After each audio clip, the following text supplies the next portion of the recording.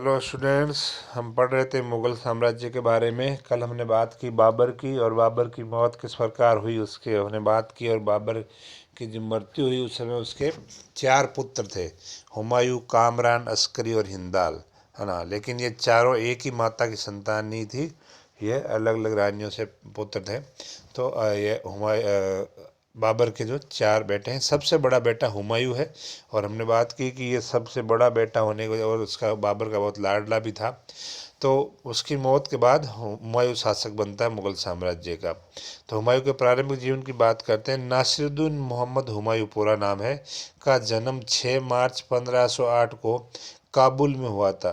काबुल में जब ये बाबर का शासन चल रहा था उस समय हुमायूं की माता का नाम माहिम बेगम था, पिता बाबर था ही। बाबर के 4 पुत्र हुमायूं, कामरान, अस्करी, हिंदाल में हुमायूं सबसे बड़ा था। और 12 वर्ष की आयु में ही अफगानिस्तान में एक क्षेत्र है बदख्श का, वहाँ का गवर्नर जो हुमायूं को बनाया गया बाबर द्वारा। तो ये काम सीखने में उसको कम उम्र में ही मौका मिल गया था प्रशासन चलाने में। हुमायूं द्वारा राज्य संचालन की बात करते हैं तो 30 दिसंबर 1530 को बाबर की मौत के बाद जो आगरा में हुमायूं का राज्याभिषेक हुआ। और हुमायूं ने अपने भाइयों, बाबर ने मरते समय कहा था कि तुम अपने भाइयों का ध्यान रखना, लाड़ प्यार रखना और राज्य को आपस में बांट लेना। तो हुमायूं ने अपने पिता के आदेश का पालन किया और राज्य को बांट दिया चारों भाइयों के बीच में। तो हुमायूं ने अपने भाइयों में कामरान जो भाई था सेकंड नंबर पे, उसको काबुल और कंधार व पंजाब के प्रांत दे दिए। अस्करी जो 3rd नंबर पे भाई है, उसको संबल का क्षेत्र दे दिया गया। और हिंदाल जो 30 नंबर पे, उसको मेवात और अलवर वाला क्षेत्र जो है इसको दे दिया गया। मतलब राज्य का बंटवारा कर दिया, जो कि एक बहुत बड़ी गलती थी, बहुत बड़ी गलती साबित हुई हुमायूं के लिए। उसने अपने चचेरे भाई सुलेमान मिर्जा को भी बदख्शा, जहाँ का ये खुद सूबेदार पहले रह चुका था, वो क्षेत्र जो है बदख्शा वाला, अपने चचेरे भाई सुलेमान मिर्जा को भी दे दिया था। तो हुमायूं ने सोचा कि भाइयों के बीच राज्य बांटने से हम मिलजुल के रहेंगे और एक दूसरे की हेल्प करेंगे, लेकिन हुआ उल्टा। इसके भाइयों ने इसको हमेशा मुसीबत में ही डाला, इसके विनाश के लिए वही जिम्मेदार रहे। तो हुमायूं की शिक्षा की बात करते हैं। हुमायूं तुर्की, अरबी, फारसी भाषाओं का ज्ञाता था। वह गणित, नक्षत्र शास्त्र, ज्योतिष विद्या में भी बड़ा निपुण था। उनके गुरु जो है, हुमायूं का गुरु मौलाना मसूदुद्दीन इलियास ने उसे सैनिक शिक्षा में पारंगत किया, यानी सैनिक शिक्षा दी। बाबर ने प्रारंभ से ही हुमायूं की शिक्षा के लिए उचित प्रबंध किया था। वे हुमायूं को सैनिक शिक्षा देने के लिए अपने साथ पानीपत और खानवा जैसे युद्ध अभियानों में लेकर गया। मतलब पानीपत और खानवा के युद्ध में हुमायूं भी साथ मौजूद था। उसकी योग्यता को जांचने के लिए बाबर ने उसे छोटी उम्र में ही बदख्शा का गवर्नर बना दिया। मैंने पढ़ा कि 12 वर्ष की उम्र में ही वो बदख्शा का सूबेदार बना दिया गया। तो ये अफगानिस्तान की एक रियासत है। हुमायूं की विभिन्न विजयों की बात करते हैं कि हमने पढ़ा कि दिसंबर 1523 में बादशाह बन गया है। तो 1532 में दोहरिया नामक स्थान पर मोहम्मद लोदी को इसने, जो जौनपुर का शासक था, उसको युद्ध में हरा करके अपने हुमायूं पहली बार सुल्तान बादशाह बनने के बाद सफलता प्राप्त की। 1532 में हुमायूं ने चुनार का घेरा डाला, बिहार में चुनार का घेरा डाला।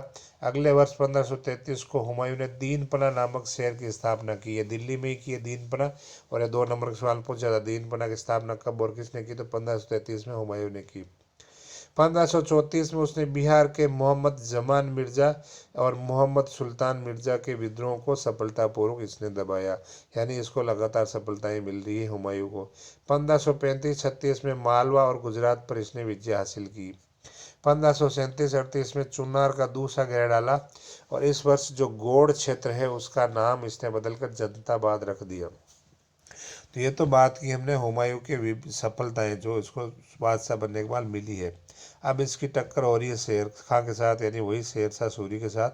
तो यहाँ पर देखो क्या होता है कि शेर खां व हुमायूं के मध्य 2 युद्ध हुए। पहला युद्ध चौसा का युद्ध है, जो 1539, इसमें ये परीक्षा में बहुत बार पूछा था, चौसा का युद्ध कब और कहाँ और किन के बीच में हुआ। और बिलग्राम का युद्ध है ना, ये दोनों इनको तारीखें और याद रखना, क्योंकि ये 2 नंबर में पूछ जाते हैं।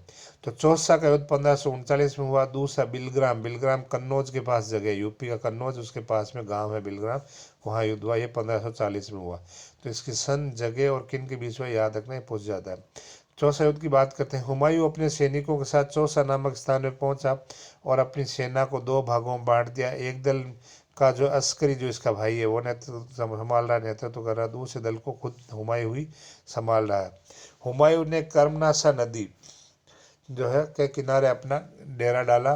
वहीं दूसरी ओर शेर खां भी पूरी तैयारी के साथ युद्ध मैदान में आ गया था और आगरा जाने वाले रास्ते में सड़क पर जो उसने नाकाबंदी करवा दी शेर शाह ने, ताकि सेना भागती हुई सेना को मारा जाए, उनको नुकसान पहुंचाया जाए। दोनों पक्षों में जो है भीषण युद्ध हुआ। देखो इसमें बरसात आ जाती है, बरसात के मौसम तक शेरशाह इंतजार करता है, और जब बरसात में हुमायूं की सेना निचले इलाके में होती है, शेरशाह के ऊपरी इलाका में होती है, तो हुमायूं की सेना में जो बरसात में बाढ़ का पानी भर जाता है तो उसकी तोपें वगैरह सब बेकार हो जाती है। तो इस शेरशाह ने कूटनीति से हराया इसको। तो जो है भीषण युद्ध हुआ। ये युद्ध निर्णायक युद्ध भी था, जिसमें हुमायूं की सारी सेना, लगभग सारी सेना मर गई थी और हुमायूं किसी तरह नदी में कूदकर अपनी जान बचाई थी। तो यहाँ पर कहते हैं कि हुमायूं की जान बचाने वाला निजाम नामक एक भिश्ती था, छोटी नाव चलाने वाला, उसकी मदद से हुमायूं ने जो जान बचाई थी। और फिर कहते हैं हुमायूं ने इसको वचन दिया था कि मैं एक दिन के लिए तुझे हिंदुस्तान का बादशाह बनूंगा, और जब ये वापस बादशाह बनता है तो उसको एक दिन का बादशाह बनाते हैं। तो मदस्य चौसा के युद्ध में के पश्चात शेरशाह ने शेरशाह की उपाधि धारण कर ली। ये भी परीक्षा में पूछा जाता है कि शेरशाह ने शेर खान ने शेरशाह की उपाधि कब धारण की। तो चौसा युद्ध के बाद में इसने ये उपाधि धारण कर ली। अब सेकंड शेरशाह के साथ युद्ध है बिलग्राम, कन्नौज के, इसको कन्नौज के युद्ध भी बोलते हैं, बिलग्राम के युद्ध भी बोलते हैं। कन्नौज के नज़दीक ही ये गाँव है। तो बिलग्राम के युद्ध 1540 में हुआ। इस युद्ध को कन्नाज का युद्ध भी कहा जाता है। चौसा के युद्ध के बाद हुमायूं आगरा आया और अपने भाइयों के साथ जो है शेरशाह के विरुद्ध युद्ध की नीति बनाई, और कन्नौज और बिलग्राम नामक स्थानों पर जो है ये दोनों ही पक्षों के मध्य ये युद्ध हुआ, युद्ध प्रारंभ हुआ। और जो अफगान सेना और मुगल सेना के मध्य था लड़ा गया ना, जो अफगान शेरशाह सूरी के नेतृत्व में और मुगल सेना बाबर हुमायूं के नेतृत्व में लड़ रहे थे। ये एक भयंकर युद्ध था। इस युद्ध में हुमायूं के हजारों सैनिक मारे गए और हुमायूं ने अपनी जान बचा करके यहाँ से भी भागना पड़ा। यानी चौसा और कन्नौज बिलग्राम के युद्ध दोनों में ही हुमायूं को शेरशाह से हारना पड़ा। अब दिल्ली से साम्राज्य पर शेरशाह सूरी का अधिकार हो जाता है और दिल्ली पर सूरी वंश की स्थापना हो जाती है। हुमायूं यहाँ से भाग जाता है दिल्ली और आगरा वाले क्षेत्र छोड़ के। ये भारतीय इतिहास का एक निर्णायक युद्ध था, क्योंकि इस युद्ध में दिल्ली की सत्ता पर मुगलों की जगह अब वापस अफगान आ गए। यानी 1526 में जो बाबर ने मुगल वंश की स्थापना की वो 1540 में खत्म हो गया। यानी मात्र 14 साल चला, फिर वापस 15 साल बाद 1555-56 में वापस हुमायूं जीतता है। तो मुगलों की जगह अब अफगानों का शासन प्रारंभ हो गया और इसी को भारत में द्वितीय अफगान साम्राज्य कहते हैं। शेरशाह सूरी है अफगान थे मूल रूप से, इसलिए इसको अफगान साम्राज्य बोलते हैं। द्वितीय अफगान साम्राज्य इसलिए बोलते हैं क्योंकि प्रथम अफगान साम्राज्य लोधी वंश जो था वो अफगान थे, तो वो पहला अफगान साम्राज्य था। ये शेरशाह सूरी वाला द्वितीय अफगान साम्राज्य है। अब बात करते हैं कि हुमायूं हारा क्यों। तो हुमायूं द्वारा अपने भाइयों पर अति विश्वास और सहानुभूति रखने की वजह से वो हारा था। उसके भाई उसके साथ धोखा कर रहे थे, उसको हराने में भूमिका निभा रहे थे। हुमायूं द्वारा राज्य का बंटवारा, हुमायूं ने राज्य का बंटवारा अपने भाइयों में कर दिया, जो एक गलत कार्य था, तो उसकी वजह से इसको जो पराजय के सामने पड़ना पड़ा। हुमायूं को राजपूतों का सहयोग नहीं मिला। हुमायूं को जो है चित्तौड़ की रानी कर्णावती ने राखी भेजी थी जो है बहादुर शाह के विरुद्ध जो है, लेकिन उसने हेल्प नहीं की हुमायूं ने, तो ये उसने राजपूतों की मित्रता का अवसर खो दिया। तो ये भी राजपूतों का सहयोग नहीं मिलना भी उसका हार का कारण था। शासन के प्रति हुमायूं की उदासीनता, हुमायूं इतना योग्य नहीं था और वो अपने भोग विलास में डूबा रहता था, तो उसकी वजह से भी उसकी पराजय हुई। और सफल नेतृत्व का अभाव, यानी वो एक योग्य लीडर नहीं था, योग्य शासक नहीं था। फिर हुमायूं द्वारा निर्वासित जीवन जीना, शेरशाह से पराजित होने के बाद हुमायूं सिंध रवाना हुआ, जहाँ से वो निर्वासित जीवन व्यतीत किया।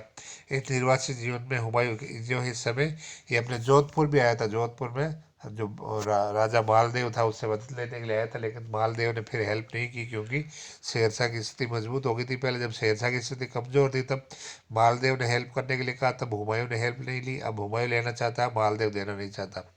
तो इसकी वजह से गिरी सुमेल का युद्ध जो होता है शेरशाह सूरी और मालदेव के बीच में, वो फाइनल में पढ़ोगे तो अभी है।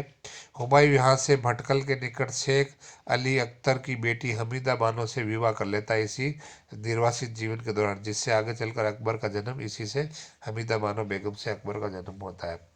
अब है हुमायूं की पुण्य सत्ता प्राप्ति, यानी वापस दिल्ली को कैसे अधिकार लेता है।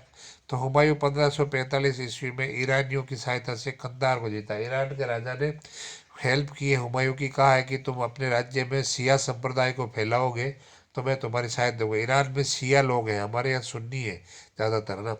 तो हुमायूं मान गया था परिस्थिति देख करके कि हाँ मैं सिया धर्म के लिए शासन करूंगा ऐसे, लेकिन बाद में पलट जाता है जीतने के बाद में। तो कंधार उसने फिर हुमायूं ईरान के राजा ने सैनिक सहायता दी, इससे उसने कंधार छीना और 1545 में काबुल पर भी अधिकार कर लिया और यहीं से शासन करने लगा काबुल पे। कंधार तो ईरानियों को दे दिया था। तो शेरशाह सूरी का पुत्र इस्लाम शाह की मृत्यु होने के बाद में जो है हुमायूं के लिए पुणे जो है इस क्षेत्र पर अधिकार करने का अवसर मिला। हुमायूं ने लाहौर पर आक्रमण किया। फरवरी 1555 में उसने लाहौर से जो फिर वो दिल्ली की ओर प्रस्थान किया और इसके बाद 15 मई 1555 को सरहिंद के युद्ध में इसने अफगानों को जो है, अफगान थे जो शेरशाह सूरी के बाद शासन करने वाले, शेरशाह सूरी तो 1545 में मर गया था, तो अफगानों को करारी शिकस्त दी और 23 जुलाई 1555 को इसने हुमायूं ने दिल्ली की गद्दी पर वापस बैठा। 15 साल भटकने के बाद में वापस इसको दिल्ली मिली है। अब बात करते हैं हुमायूं की मृत्यु की। 1556 में दीनपना नामक शहर के पुस्तकालय लाइब्रेरी थी, लाइब्रेरी पुस्तकालय की सीढ़ियों में गिरने के कारण हुमायूं की मौत हो गई। हुमायूं जो है अपने मंत्रियों के साथ इस लाइब्रेरी की छत पर बैठकर चर्चा कर रहा था, तभी अजान की आवाज़ आई। तो वो नियम नमाज पढ़ने के लिए जो है सीढ़ियों से तेजी से उतरने लगा, तो पैर फिसल गया, कपड़ों में फंस गए और गिर गया। सर में चोट लगने से उसकी मौत हो गई। तभी लेनपुर नामक इतिहास विद्वान ने कहा था कि हुमायूं जीवन भर लड़खड़ाता रहा और लड़खड़ाता वही मर गया ना, तो इस प्रकार ये उसके बारे में कहा गया। तो ज्योतिष में हुमायूं की गहरी श्रद्धा थी, इसलिए वे सप्ताह के 7 दिन अलग अलग रंग के कपड़े पहनता था। बोले ज्योतिष में, ये कई बार पूछ जाता है ज्योतिष में रुचि किस मुगल शासक को थी, तो हुमायूं को। तो ज्योतिष के अनुसार वो 7 दिन अलग अलग रंग के कपड़े पहनता था। इसकी पीर बेगम ने उसकी मृत्यु के बाद उसकी याद में एक सुंदर मकबरा बनवाया है ना, हुमायूं का मकबरा जो दिल्ली में बहुत ही फेमस है। इस मकबरे में पहली बार संगमरमर से निर्मित गुम्बद का निर्माण करवाया गया। परीक्षा में पूछ जाता है कि मुगलों ने सबसे पहले संगमरमर का गुम्बद किस मकबरे में बनाया, तो हुमायूं के मकबरे में। तो हुमायूं के मूल्यांकन की बात करते हैं। हुमायूं ने संपूर्ण जीवन संघर्ष में बीत गया। कुछ इतिहासकार उसकी पराजय के लिए उसके अदूरदर्शी और अव्यवहारिक व्यक्तित्व और उसके भाइयों और अन्य शासकों के प्रति अत्यधिक दयालुपूर्ण व्यवहार को बताया। तो वो अदूरदर्शी था, इतिहासकार कहते हैं अव्यवहारिक था, भाइयों के प्रति और बाकी शासकों के प्रति ज़्यादा दया दिखाई, जो उसके पराजय के कारण बनी। प्रारंभ में बाबर के नेतृत्व में अनेक युद्धों में उसने विजय प्राप्त कर दी, एक विजेता के रूप में शासन का कार्यभार संभाला।